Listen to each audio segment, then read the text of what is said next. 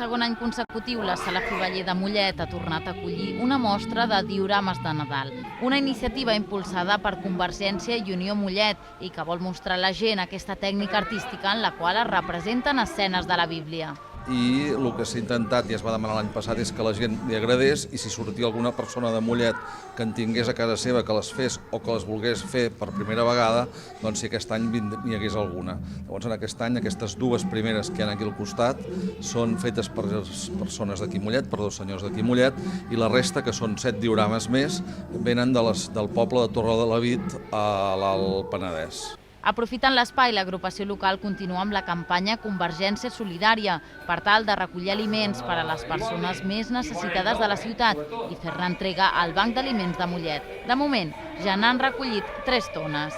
No tothom porta coses, però només que portin un petit paquet d'arròs van sumant, i el que fas és que possiblement amb aquesta campanya i amb l'anterior que hi ha hagut, quasi bé des de Convergència i Unió a Mollet del Vallès s'hagi recollit quasi bé 3 tones d'aliments.